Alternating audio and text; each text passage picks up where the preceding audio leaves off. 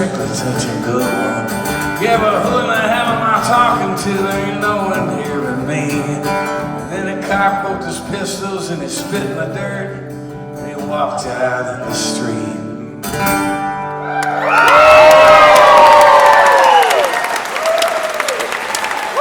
Thank you so much.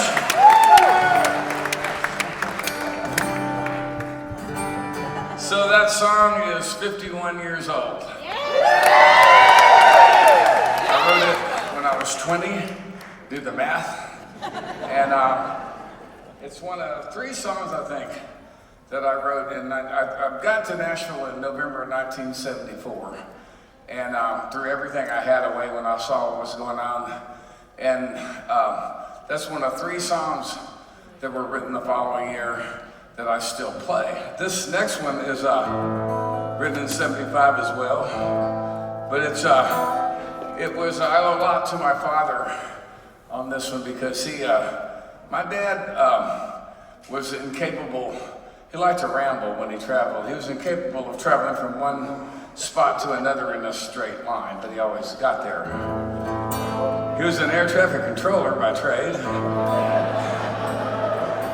He did more direct in his approach to that. But he was being retrained about the time I got to Nashville to be a data systems officer for the FAA because they decided they needed computers to help with air traffic control at that point. I think they're still using the same fucking computers. But he had been in UNIVAC in Minnesota being retrained, and he traveled to see, he was headed home to Houston, but he stopped in Missouri and in Tennessee to see me, and then home to Houston. And he visited the Peerage battlefield. And I was kind of Texas-centric in my songwriting at that point. And he told me the story that he'd learned about this guy who had been a Texas Ranger. He became a general when the Civil War broke out. And he died in the second engagement he was ever in, probably at the hand of his own troops. And the story was sort of intriguing, so after my dad left, I went to the library. You remember the library? It's sort of like the internet, except it's a lot slower and most of it's true. And after a couple of days in there, I came out with this song.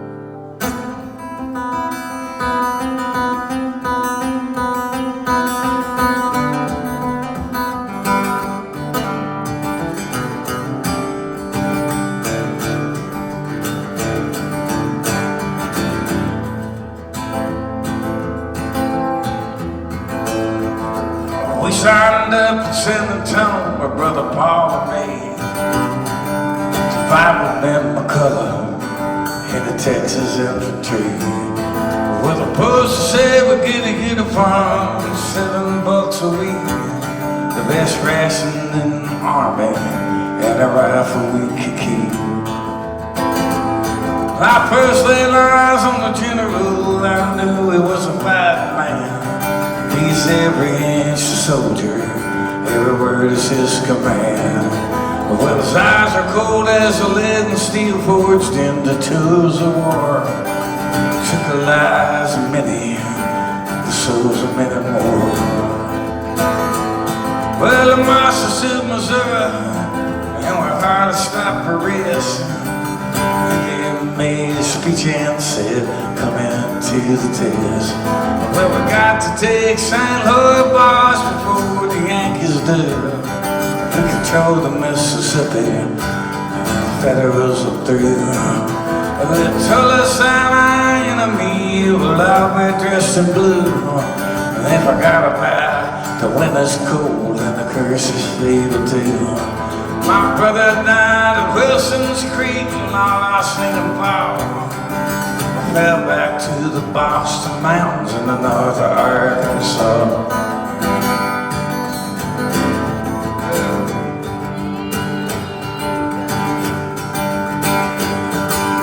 Goddamn, you've been the color, hate you more than any other man alive.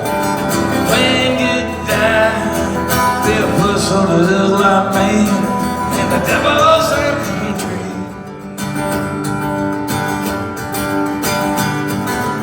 All the way to Fayetteville, we curse McCullough's name. The one the devil left behind, carrying a lame. I killed a boy the other night and never even shaved. I don't even know what I'm fighting for. I ain't never owned a slave. So I crept out of camp and I heard the news next night. Yankees won the battle, McCullough lost his life.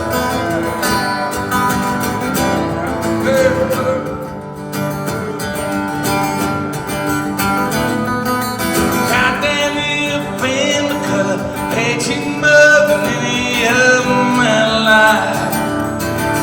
When you die, be a fuss so little like me in the devil's serpent tree.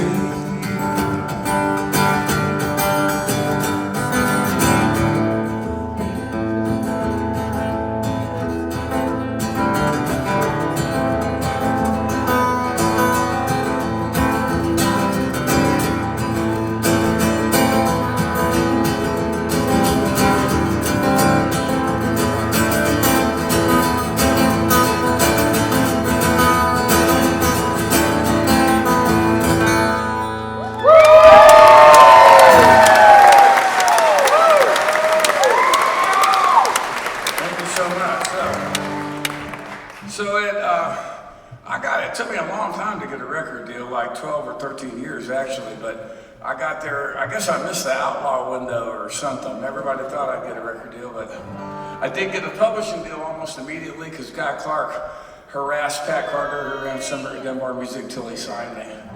And that song was on the second demo session I ever did. And here I am in the studio, I'm 20 years old with guys whose names I've been reading off the back of records, and Johnny Gimbel played fiddle on that one. And we got a great track, and I was like really excited because I never made a real recording with real players in the studio before.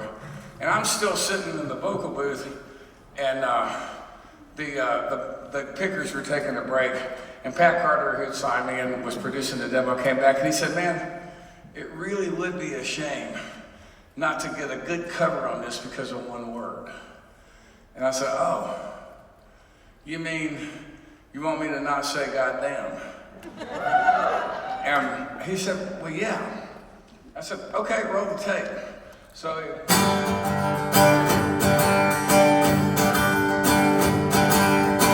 fuck you, Ben McCullough. And then the tape goes, "Wow."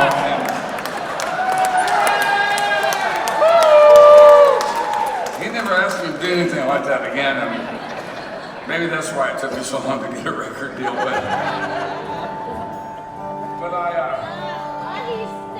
so I went through several publishers, and a few people recorded my songs, but not that many. I had like one, I think top 10 single on a Johnny Lee record that me and John Scott Sherrill wrote some years later. But even that was the first Johnny Lee single that didn't go to #1. I have that distinction. And I just, I was about to give up. It was getting pretty desperate. And then, I don't know, when I was 27, I bought my first electric guitar. And just out of frustration more than anything else, I had a little rockabilly band. And we were playing, clubs in Nashville and going to North and South Carolina to play. Came up to Kentucky to play some. Not very far. Texas once in a while because I was from there. But I put out a little record on my own. And rockabilly became a thing for a second, so Epic Records signed me. And we put out a couple of singles that died horrible deaths high in the country charts. What happens? And it was, I was getting, Justin had been born by that time, and I was starting to freak out. And then a guy called Noel Fox that ran a publishing company called Sunbury Dunbar, but I'm take that Silverline Gold Mine. Sunbury Dunbar was my first publisher. And he, for some reason, saw something he liked in me, and he signed me. And I'm like, you know, he said, look, don't worry about trying to get songs covered. Just write yourself an album. And I said, no, I don't have a record deal. He said, I know that, but we'll get you a record deal. So I'm not sure I believed that. But a friend of mine had an extra ticket. I was too broke to pay attention. And he had an extra ticket. We went to Murfreesboro, Tennessee, to Murphy Center. We saw Bruce Springsteen and the E Street Band. And Bruce came out, and he opened the show with Born in the USA. And it was like one of those light bulbs in a cartoon goes off over a character's head. And I went home and commenced to write myself an album.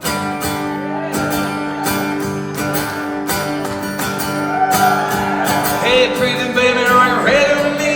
It's your good rockin' daddy down Tennessee. Just sound awesome about the San Antonio, radio blessing and a bad dog on. There's a speed trap overhead in San Antonio, no local, you're gonna shut it down. Me and my boss got this rig unwound, and we'll come 1,000 miles from a guitar town.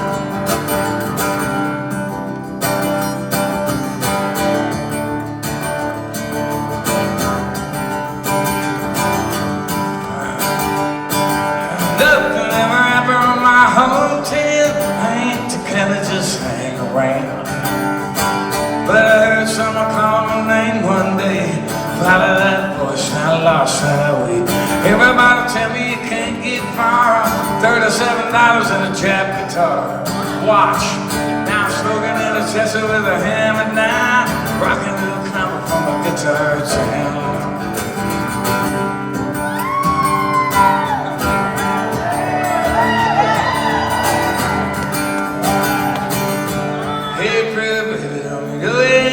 Love to hear the steel bells on the asphalt. Laid up in the middle of the night in a truck stop somewhere in a restaurant, wondering why I don't stop. Got a key, rockin' a lot still can. Got a 2-pack head at a Motel 10. Then I blues to the boys, I'm a brand new man. Back to the riser and make my stand. Hey, pretty baby, won't you hold me tight? Loading up and rolling here tonight. One of these days when I settle down, take you back with me to a guitar town.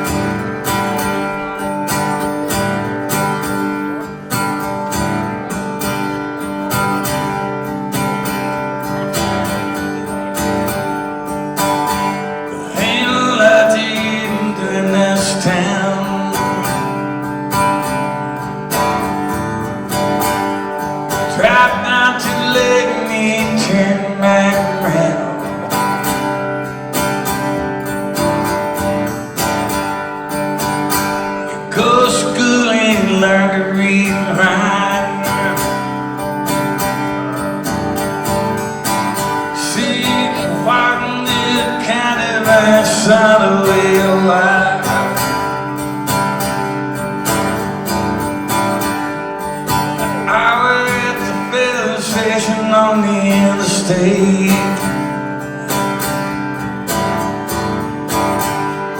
pumping gasoline and counting out the state plates. That's my boy in the Memphis, somewhere's near Spear.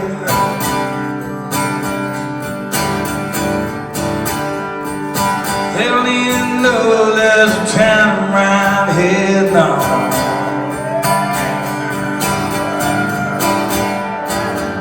Someday I'm finally gonna let go, 'cause I know there's a better way.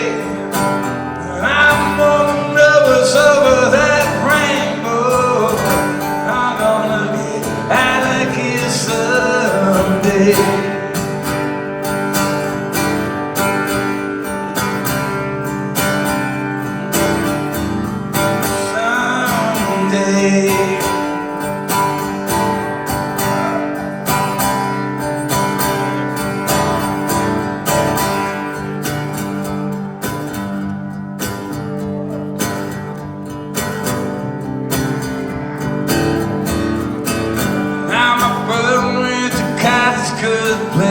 football.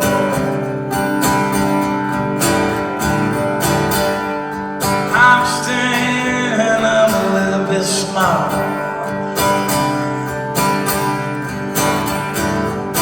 I got me a 67 Chevy, low and sleek and black.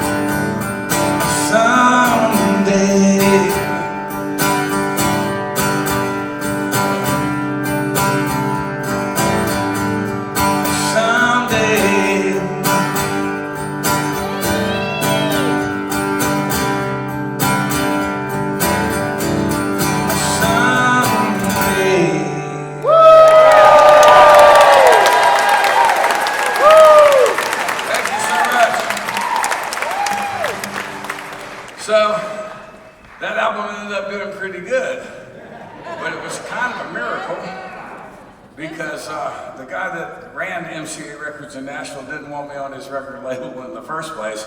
He had, I don't know, I guess I was damaged goods or something. I've been around town for a while. I've been in town longer than he had, actually. And I don't know what he had against me, whether it was, you know, don't name names or anything, Jimmy Bowen, but he hired Emory Gordy and Tony Brown to do A&R, to sign bands and singers and produce records. And he said, okay, now go sign whoever you wanted to. They said, cool, we want to sign Steve Earle. He said, anybody but Steve Earle. And that's a fact. And, but the guys stood up for me. And we ended up making that album, and I think Bowen thought that it'd be worth the money to put the record out, and it wouldn't do anything. He was convinced of that, and the guys wouldn't argue with him anymore, and I'd fuck off and go back to Texas. But that's not what happened, because the record came out. Critics liked it immediately. We got really good press, and some country radio stations went on the first single, which was Hillbilly Highway, and then the second single comes out, which is Guitar Town. And radio really kind of jumped on that. And I don't think that the label wasn't even working it, and it was sort of going on its own steam. And then, you know, there weren't that many albums that had been pressed. And, you know, we weren't selling a lot of records, but we were getting a lot of attention, getting airplay. And then Bruce Springsteen walked into Tower Records in LA, and he bought 2 albums. He bought Willie DeVille's first solo album, and he bought Guitar Town. And the kid that sold it to him called his buddy at Billboard magazine, told him about it. It ended up in the column the next week, and I sold 35,000 records that week and got booked on the Tonight Show. So, thank you, Bruce. And then one guy that really believed in me, there was just a sales guy in the Nashville office said but he covered that region when it came to record sales. He carried 1 box of albums to Memphis to a distributor, and I beat Alabama by 1 box of records to the #1 spot on the country album charts that week. So at that point, Bowen had to let me make another record. So, but he was determined that this one was not going to work no matter what. And we found out very quickly that without the support, you know, he really clamped things down at country radio, and he was able to do that. And, you know, it sounds paranoid, but just because you ain't paranoid don't mean they ain't out to get you. And but I figured out that, you know, I got a better publishing deal, so I could live on that, and I could get the money I was getting from gigs, pay the band with it. I found the cheapest bus I could find, and we just stayed out on the road that whole year, that whole cycle. And I got the experience of having an audience sing back a whole chorus of one of my songs to me for the first time that year.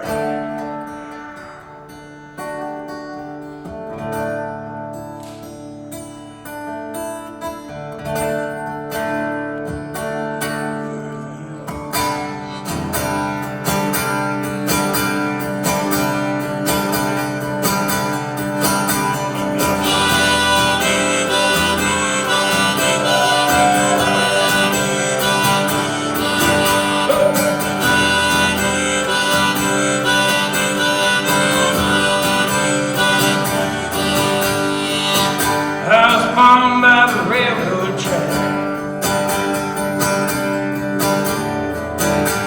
The train whistle wailed and I went right back. Papa left Mama when I was quite young.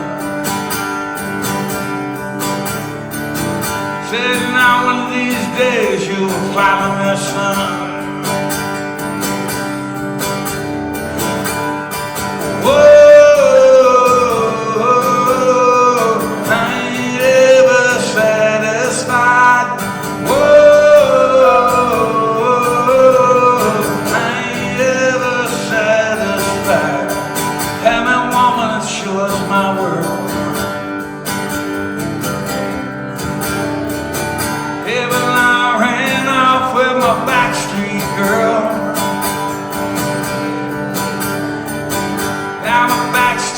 Baby could not be true.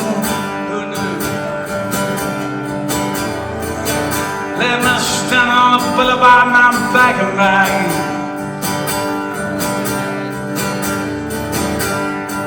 Whoa,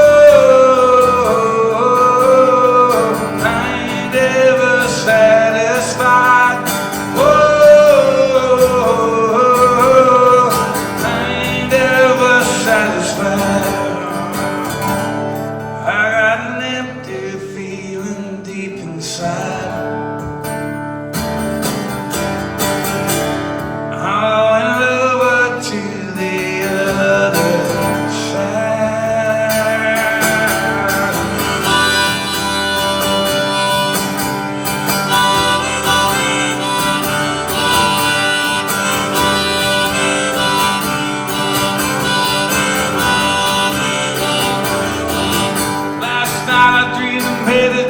Promised land. Come on. I'm standing at the gate with a key in my hand. Come on, come on. Said Peter said, come in, boy, you're finally home. I said, no, thank you, Peter, and I'll be moving along.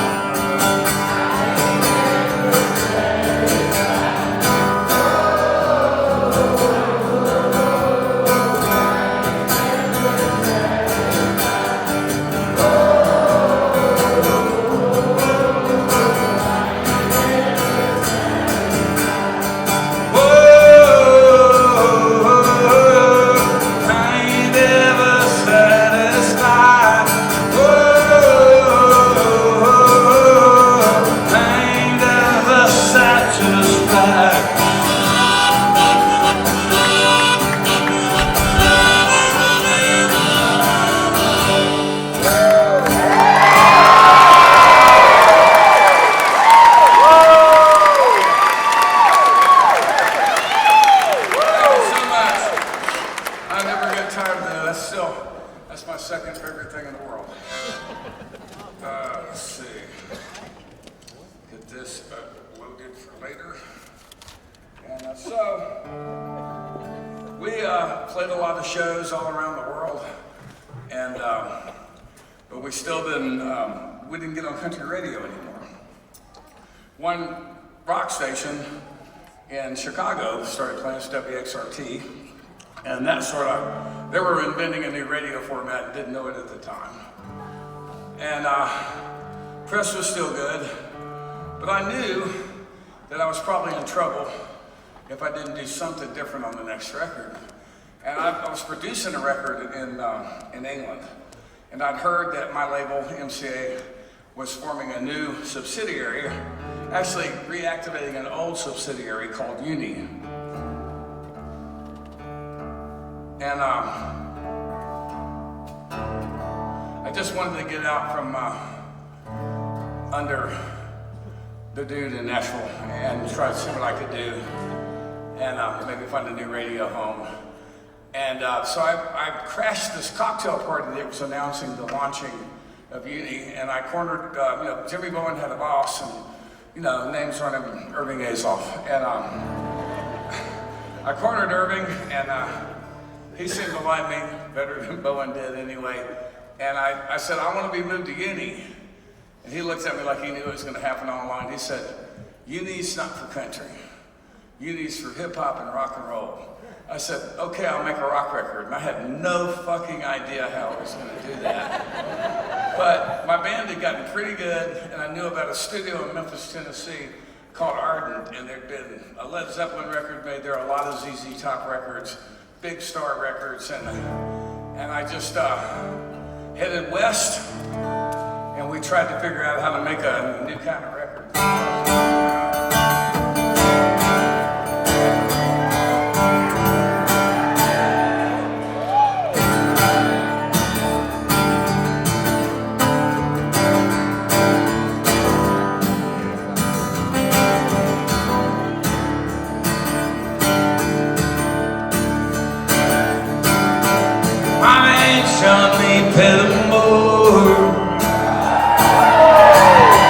Say my mom, daddy has daddy before. I live a suffering man out here. Only come to town about twice a year. Buy 100 pennies at your copper line. Everybody knew it made moonshine. Grand out of bed, hell it up, I hollered a little thing, hey, for my time, but I've been told, never come back from Copperhead Road.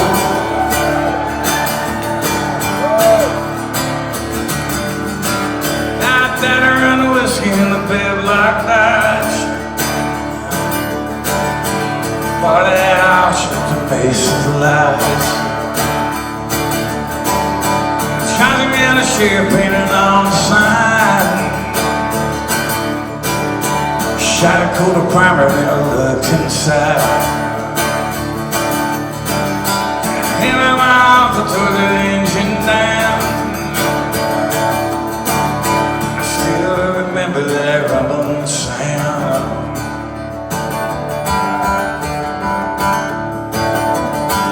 And the sheriff come around in the middle of the night. Heard mama cry to someone right. And then I nozzle with a weekly load. Smell of whiskey burning down Copperhead Road.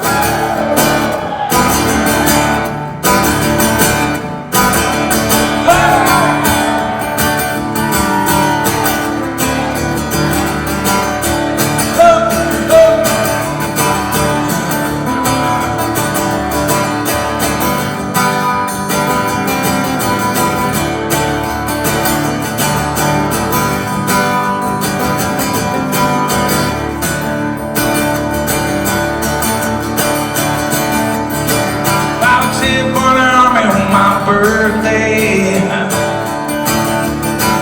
got a white trash hearse right here away. Not to the duty and be his man. I come home with a brand new plan. Big seat from Colombia and Mexico.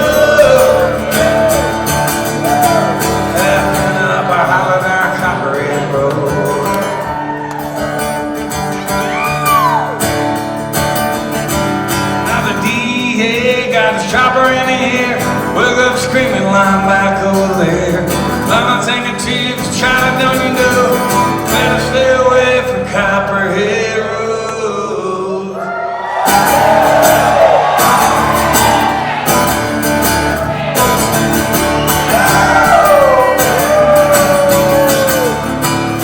Come on, Copperhead Road.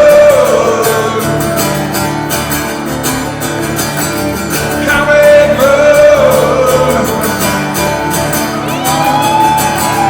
Copperhead Road.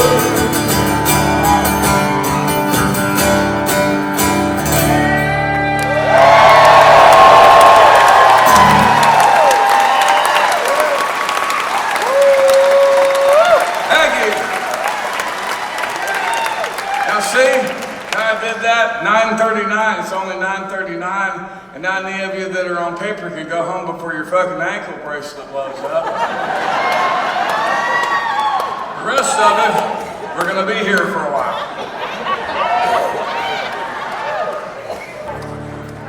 If they don't know, they call it Louisiana.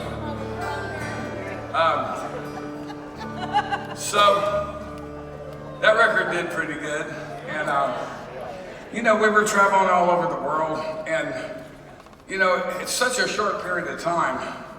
That's my third album. It's like Guitar Town's '86, Copperhead's '88, and it was things were happening pretty fast. Now, I was no stranger to hard drugs when I got to Nashville when I was a teenager, but I grew up in San Antonio, Texas, and yeah, yay for hard drugs. Yeah. That's scary. But at any rate, I got to Nashville and dope was way too expensive, and I was really broke all the time. I drank whatever Guy and Susanna Clark drank, and that was pretty much it. Then I started making some money and traveling to places where the dope didn't suck. And I got into trouble really quickly. And by the time Copperhead came out, that tour, the end of that tour, we were opening for Bob Dylan. And the whole summer of this, you know, we thought, oh, he'll never go out on the road again. We're so lucky to get to do this. He hasn't been back to the house as far as I can tell. But this endless tour started back then. But I was flying on my every day off I had to San Antonio because I found a methadone program there that would give me take-homes even though I'd never dropped a clean urine in my life. And that's how I got through that tour. And I don't even want to think about how I got through the next tour and the next album, but I did. And I'm proud of that album. The tour circumnavigated. We went literally around the world. I made every single show, and I'm proud of every song on that fourth record. But it was just called The Hard Way. But I have to admit that the material was getting a little darker.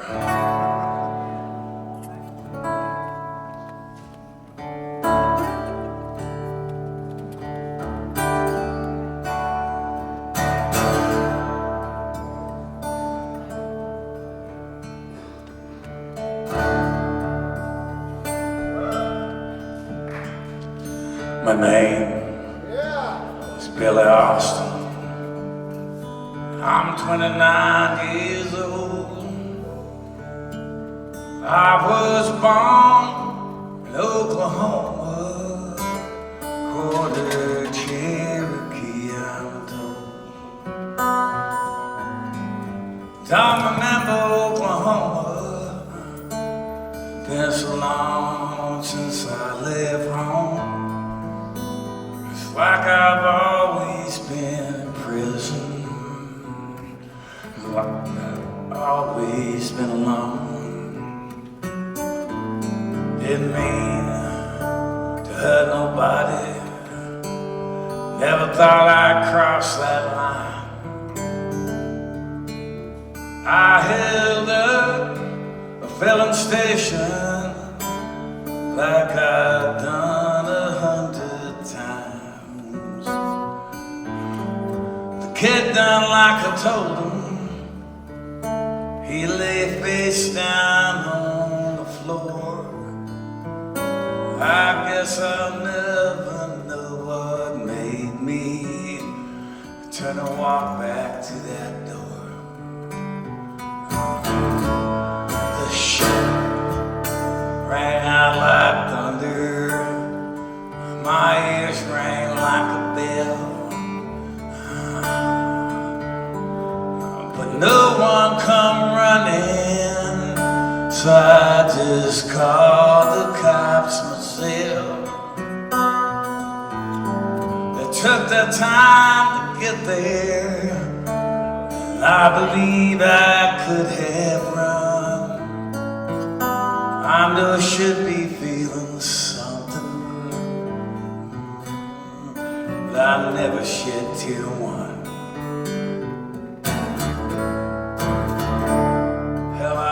Made the papers, so I only killed one man. But my trial was over quickly, and then a long, hard wait began. court-appointed lawyer could not look me in the eye.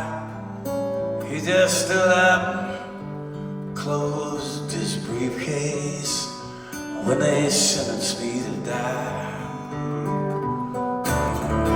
And now my waiting's over, and as the final hour drags by, I won't stand here and tell you that I don't deserve to die. But there's 97 men here, well, most are black or brown, but we're all poor. Yeah, most of us are guilty, but who are you to say for sure? So when the preacher come to get me, they shave off all my hair. Could you take the long walk with me, knowing hell was waiting there? Could you pull that switch yourself, sir, with sure and steady hand? Then go home and tell yourself, sir, you're better than I am. Name is Billy Austin. I'm 29 years old. I was born in Oklahoma, quarter Cherokee, I'm told.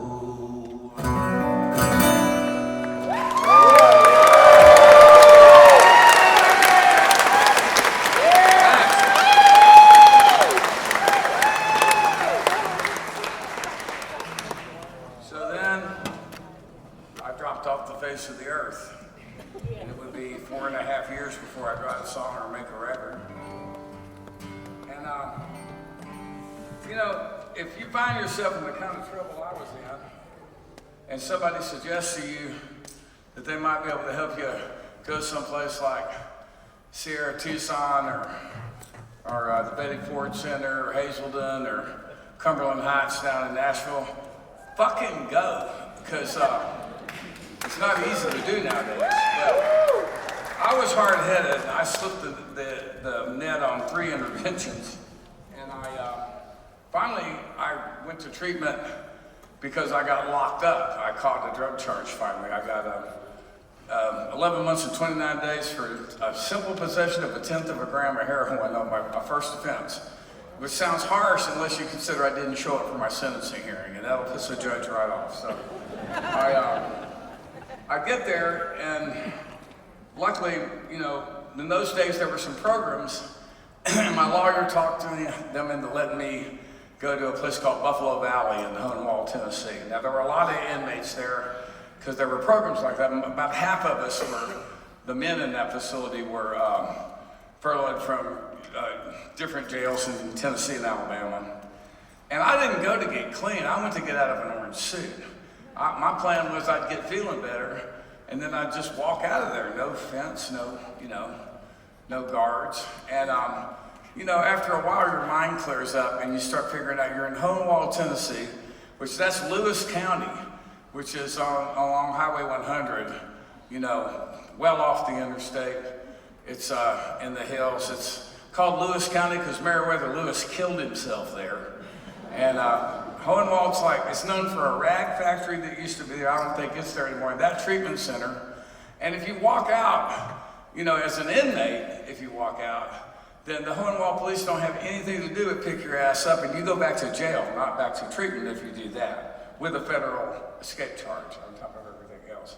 So I figured out that, and if you went the other way, you ran into an elephant sanctuary. There was a woman with a farm who was rescuing circus and abandoned elephants or something. There were 2 of them there. You know, you walk out, and look, detox is pretty psychedelic too, but not in a good way. and you run into a fucking elephant in Middle Tennessee. You go right back to the treatment center, so that's a waste of time. So I finally figured out I wasn't going anywhere. And I started to listen, and I decided at some point, and I can't put my finger on the exact moment, that I didn't want to die. And I finished up the program there. I went back to jail for a little while. And when they released me, I called a friend of mine. I wouldn't even go out the front door. And he came and picked me up, took me home, and I went to my first meeting in the free world the next day. That was 31 years ago, and I've been clean ever since. Because my counselor thought I would get over with the guitaring. I can get over with the guitar, I get it. I understand why he felt that way. But finally, the last week before I went back to jail, they let me have the guitar for about an hour a day. And that first day, I wrote the first song I ever wrote sober.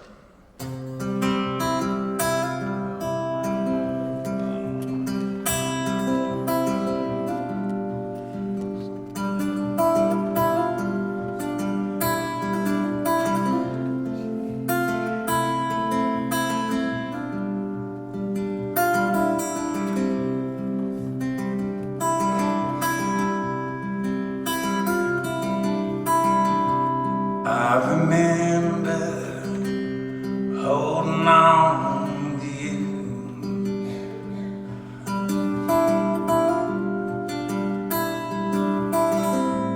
I'm in love on the nights that I put you through.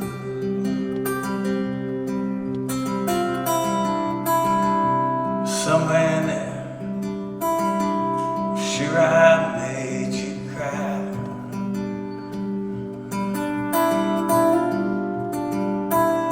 But I can't remember if we said goodbye.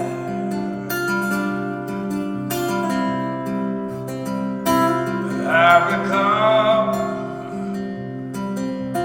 all of your nights down in Mexico.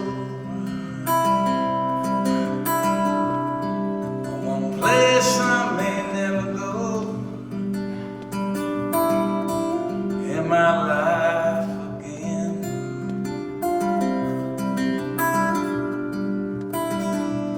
Was I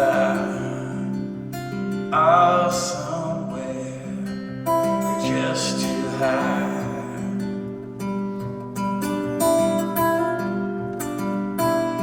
But I can't remember if we said goodbye.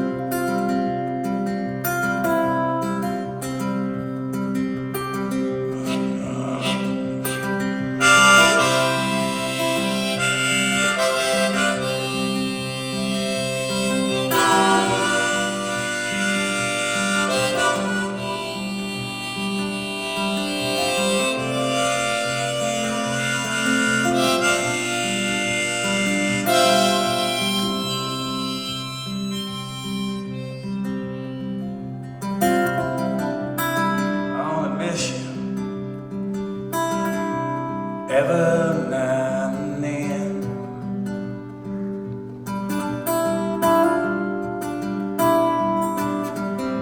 it's like a soft breeze blowing up from the Caribbean.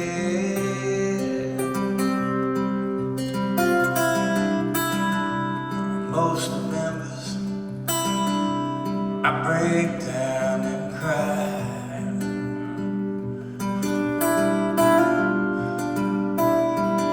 I can't remember if we said goodbye.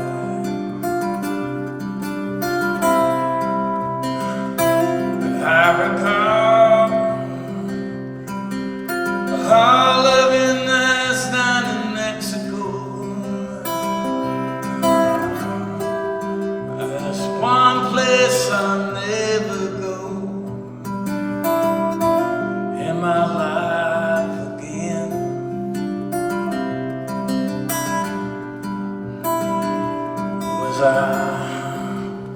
are somewhere, maybe just too high.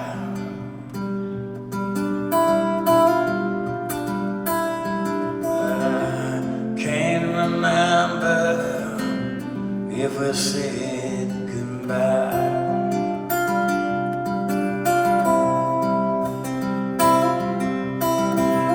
Can't remember if we said goodbye,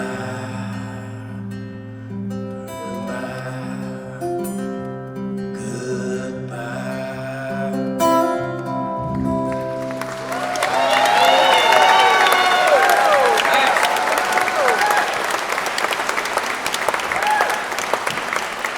Thank you. So you'll notice on the poster and the t-shirts and stuff that it says 51 and the 50s crossed out. We started doing this last summer. I tour 3 months every summer because I got a 16-year-old with autism, and he's got a school he really needs to be in New York. He's been in since he's 3. And what we've worked out is 9 months of the year, I'm in New York working on, I'm been writing a musical for the last several years, and I work on that. And keep John Henry in school, and then in the summer he goes to his mom's. I get on the bus and I burn. So,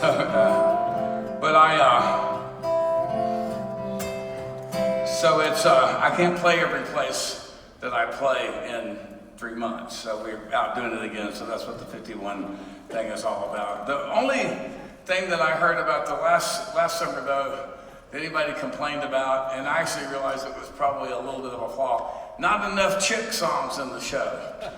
And I wrote these songs on purpose, man, because it's like, I got a guitar and started playing around trying to play for anybody that would listen when I was about 14, and I didn't play football. I was in Texas, and it was,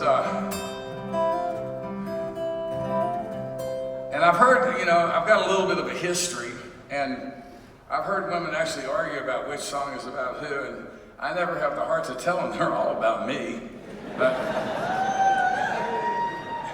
even this one. When I am not above using a song I wrote for one girl on another girl.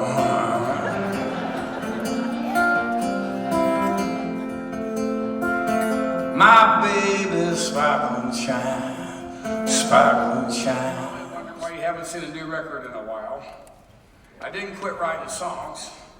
I moved to New York 21 years ago to do music for theater, and I've done music for a few off-Broadway shows, and now I am in the process of running a real Broadway musical, and with Daisy Foote, whose father was Horton Foote.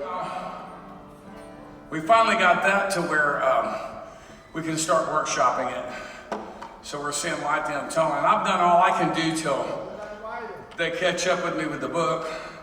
And so I started writing some other songs. And this one, I don't know, I just, me, I'll start looking around me and figuring out what there is that I feel like I need to say something about, or maybe just, I grew up in San Antonio, Texas, and I was, only job I ever had besides doing this was framing carpenter helper. And I started doing that in like 71 or so, when the minimum wage was $1.60 an hour. And most I ever made was $2.25 an hour. And I didn't keep a job any longer than I had to, but you could always get a job doing that in Texas in those days because they were building stuff everywhere. And working on a crew, I've been doing it for a little while. I knew most of the skills, but there wasn't much future in it for me. A little younger. And as soon as I wrote it, I thought, I know how I need to record this. And I called Steve Berlin, and Los Lobos and I got together in Richmond, Virginia a few weeks ago, because it was easier to get them to go to a studio when they were on the road than it was to get them out of their own fucking houses in LA when they're home. And this will be a single. And it's called Volbera Salaya.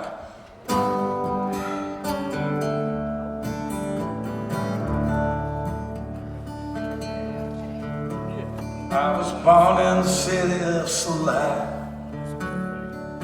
deep in the heartland of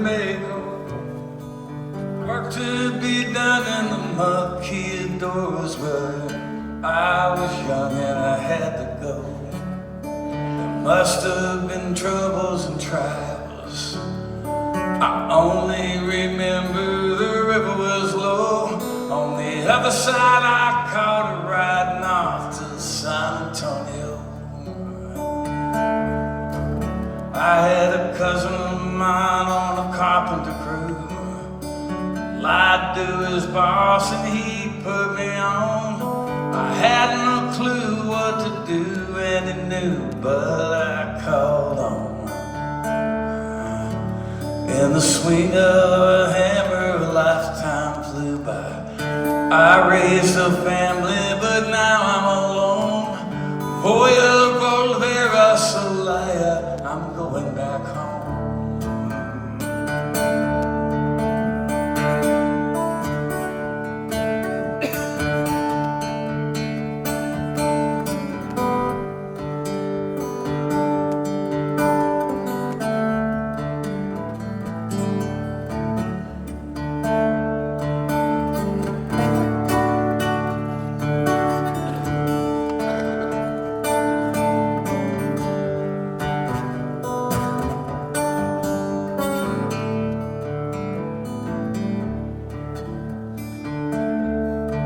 I had my own crew before I turned 20, and I began building a life brick by brick.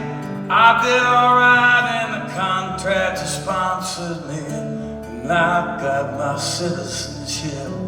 I married Fair Graciela, his daughter. Soon there were children, but now they're all grown. Two of our boys went to fight in Afghanistan. One of them didn't come home. They were raised to believe in this country that I barely recognize now. The Negro come mass in the night without warning. The children scream when they knock the doors down. Then the angels took my Graciela.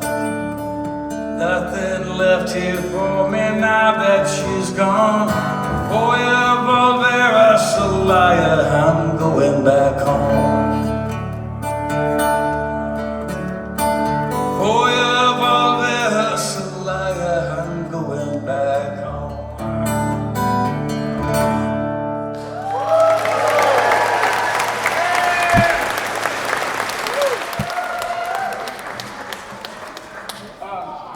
Some of you are asking yourselves, what the fuck is that?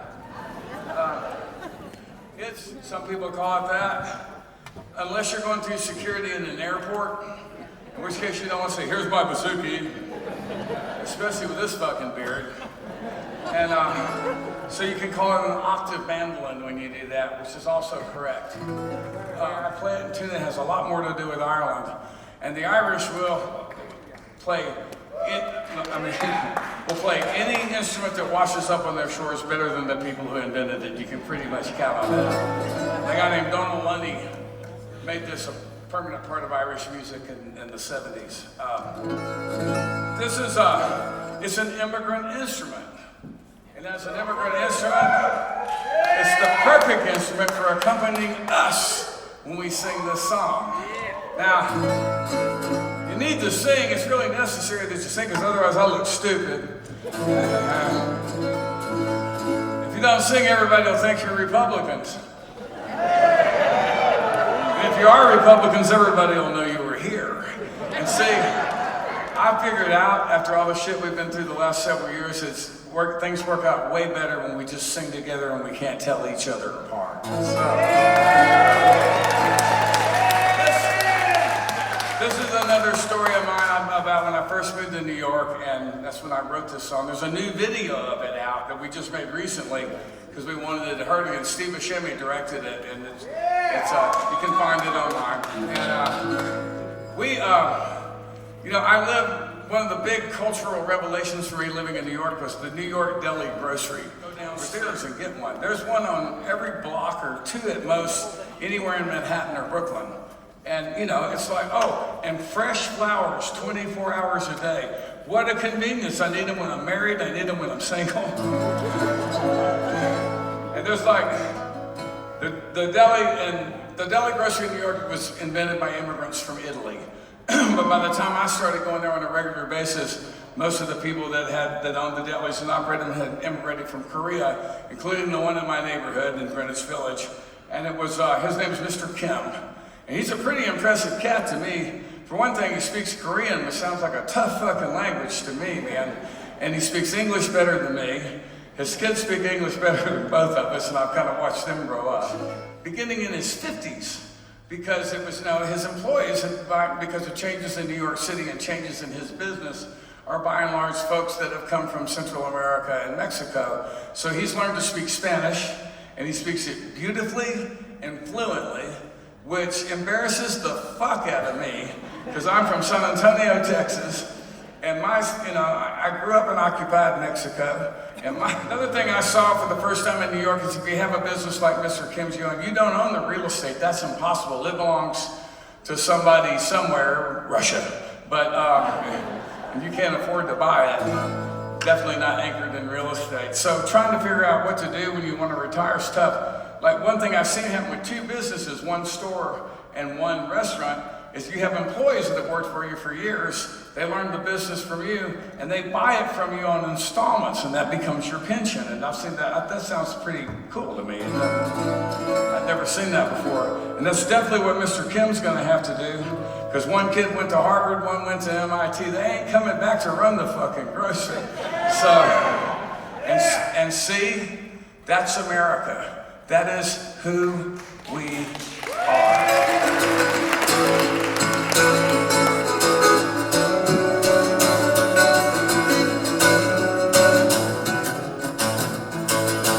Living in a city of immigrants, I don't need to go traveling. Open the door and the world walks in. Living in a city of immigrants. Living in a city that never sleeps. Keeping time to 1,000 beats. Singing the languages I don't speak. Living in a city of immigrants. A city of black. City of white. City of light. City of innocence. City of sweat.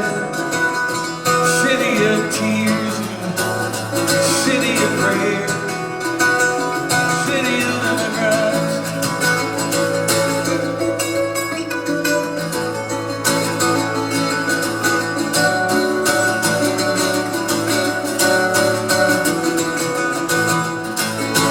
Living in a city where the dreams of men reach up and touch the sky and then tumble back down to earth again. Living in a city that never quits. Living in a city where streets are paved with good intentions and the people's faith in a sacred promises that you made. Living in a city of immigrants. City of stone. City of steel. City of wheels. Constantly spinning. City of bone. City of skin. City of pain. City of immigrants.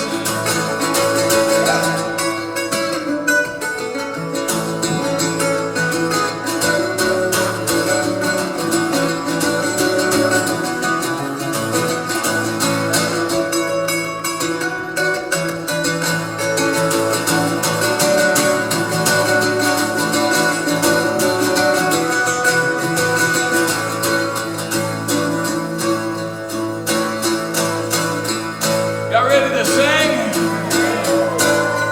We'll do this Pete Seeger style. I'll give you the words. First I'll sing the melody for you one time. And we'll do it one line at a time. Your part goes. All of us are immigrants. Every daughter, every son. Everyone is everyone. All of us are immigrants.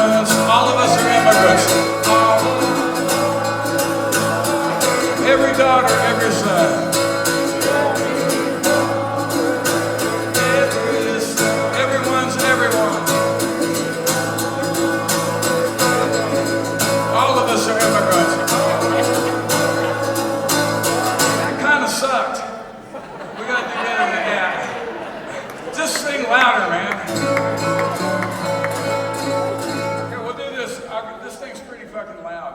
We just do it Acapulco.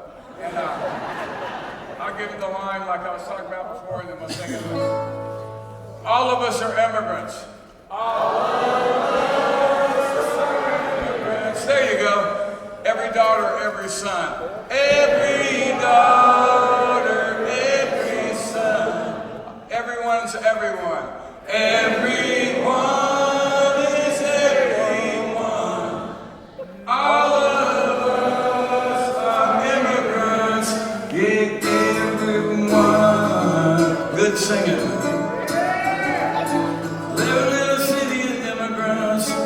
River flows out, sea rolls in, washes away never all of my sins. Living in a city of black, city of white, city of light. I'm living in a city of immigrants, city of sweat, city of tears, city of prayer. I'm living in a city of immigrants, city of stone, city of steel, city of wheels. I'm living in a city of immigrants, city of bone, city of skin, city of pain. City of immigrants. Here we go.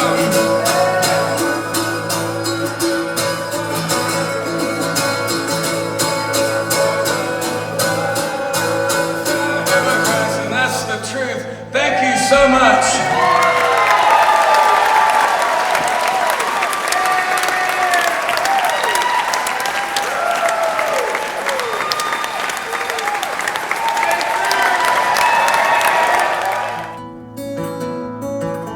That's right.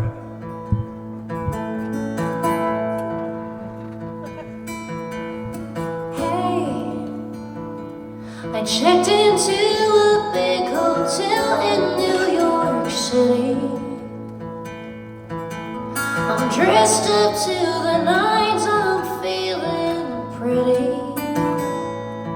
Got the bright lights down below, tickets to a show. I'm not missing anything but you. I got the dog and a Chevy truck for rolling down the highway. I ran McNally, Atlas, and the New Day. Got a good case of the blues, nothing left to lose. I'm not missing anything but you. I miss every tear, every smile, every kiss that drove us wild, every time we promised to be true.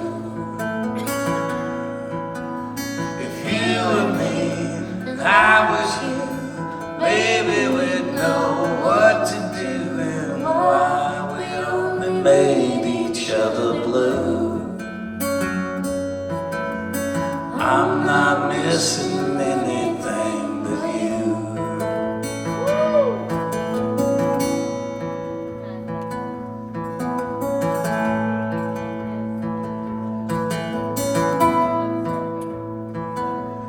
Days go by just like they did before, from dawn to sundown.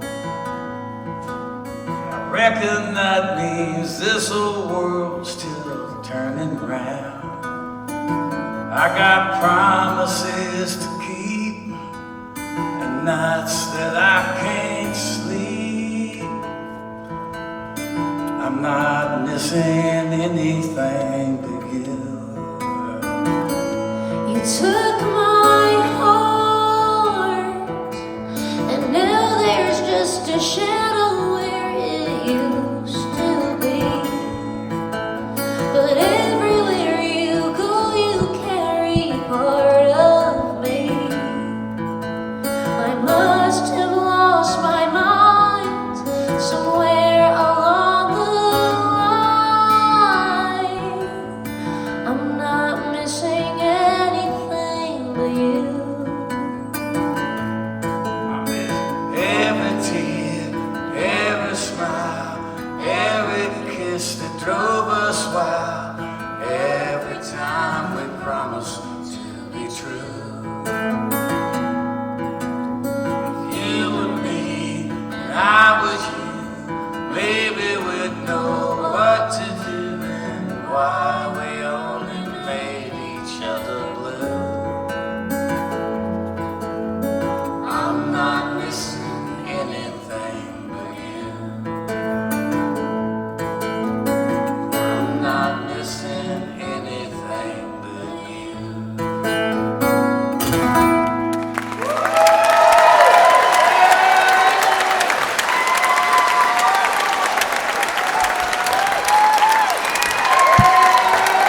Sandy Holland, y'all.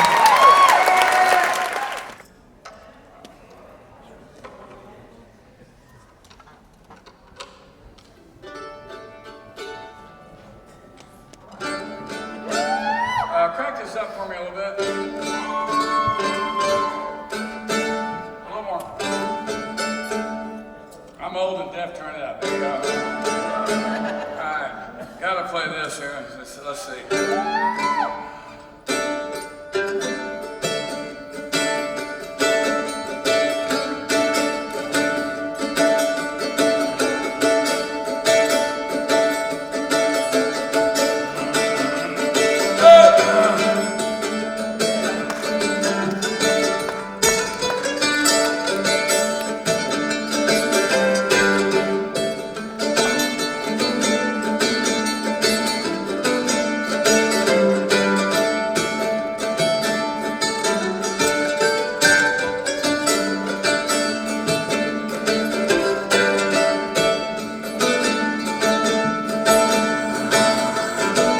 I'm a Harlem man.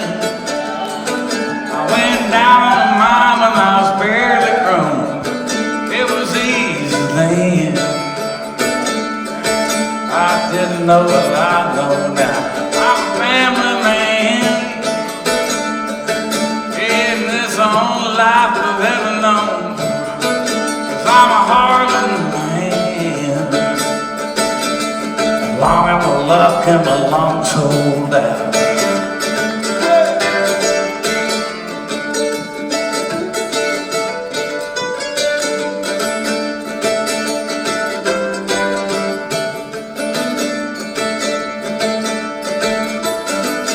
I'm a union man, just like my daddy and all my kin. I take a union stand. No matter what the company said, got me two good hands. As long as I'm able, I won't give in. 'Cause I'm a hard man. I won't never catch a whining, I ain't that kind.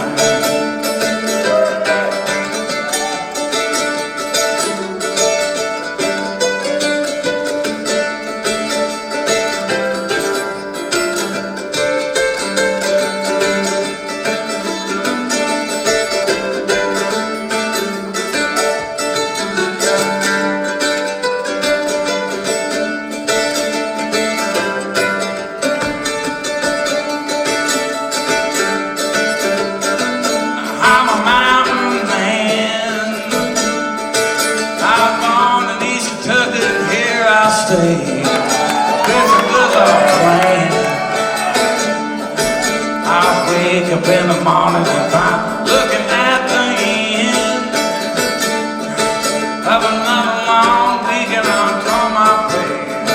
'Cause I'm a hard man. I'm a cold-minded brother to the day I did.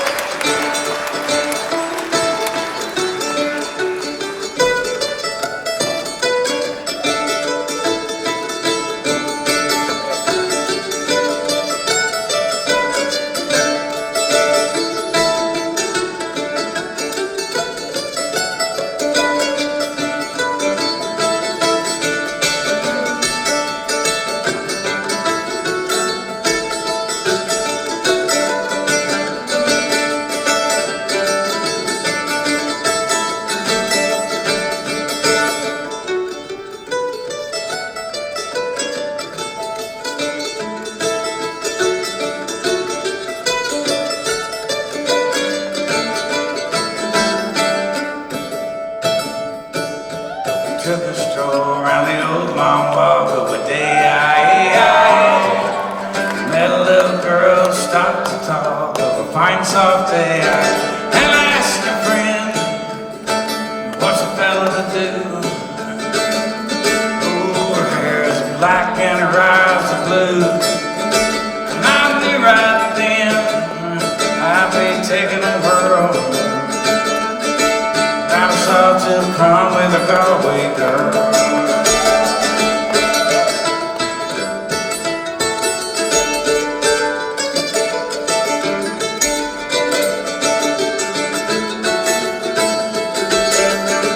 We're halfway there when the rain comes down on the day.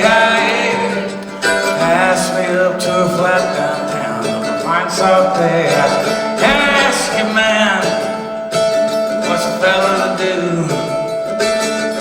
Oh, her hair is black and her eyes are blue. So I took her hand and I gave her a twirl. Oh, and I lost my heart to a Galway girl.